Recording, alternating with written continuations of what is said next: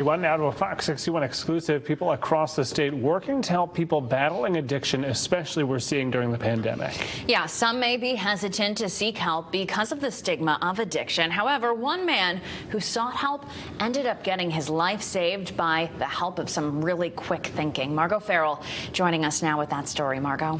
Good morning, Keith. Good morning, Ashley. That's right. Just a few weeks ago, I did a story on addiction, profiling a gentleman who has been working with the Community Renewal Team in Hartford to try and beat that addiction that he's been dealing with for 41 years. The Community Renewal Team does try to help so many folks who are battling addiction, and that gentleman we're speaking about now, he went into CRT's offices not for help with his addiction, for help with something else, and ended up getting his life saved. I want to bring in now Dr. Ozbani from the Community Renewal Team to tell us a little bit about what happened last week. Doctor, thank you so much for joining us today. Thank you for having me. Walk through what happened last week. I mean, this is pretty incredible. Your team quite literally saved this person's life. Yes. So this 56-year-old gentleman came into our building for his appointment with Case Management Services. He came to the front desk, and our staff person at the front desk noticed that he seemed to be dozing off. He didn't seem well. It was concerning, and so he immediately called for help. The two first staff people on the scene were Sean and Kayla, who were there really just in time. Sean actually broke his fall. The man just fell to the ground. He passed out, but Sean was able to catch him and keep himself from hurting himself. Kayla immediately noticed that he didn't quite seem to be breathing. She administered a dose, yes, for NARCAN, which we always have on hand, and she administered a dose and then began some chest compressions.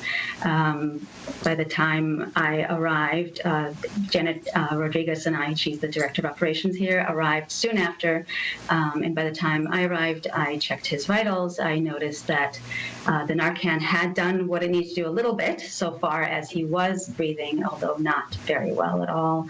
And his pulse was rather slow and weak. I requested more NARCAN. He received it, and we went through several episodes of this where we gave him NARCAN, checked vitals, waited a couple minutes to see the effect.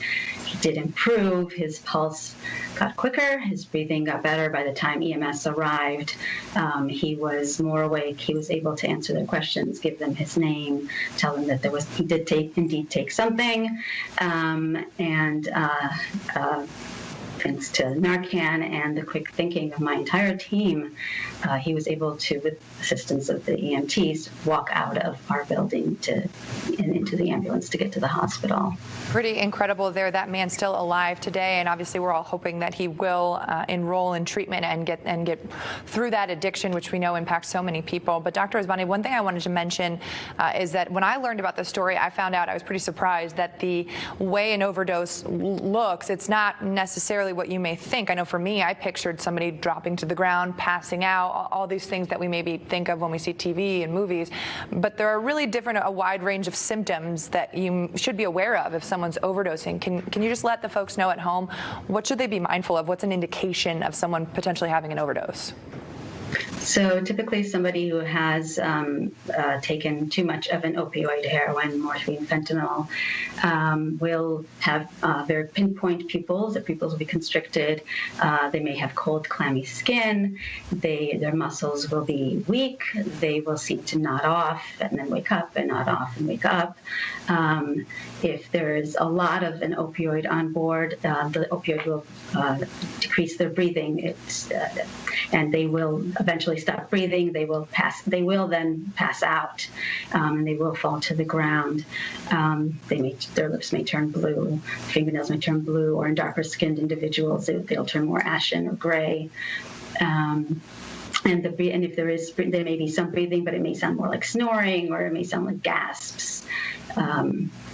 And it's important to immediately call 911, have NARCAN on hand. I recommend everybody have NARCAN in their car, in their purse, in their office.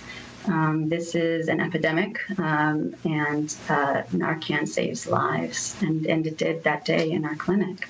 And Community Renewal Team saves lives as well. Thank you so much, Dr. Ozbani. We appreciate you being on the show this morning.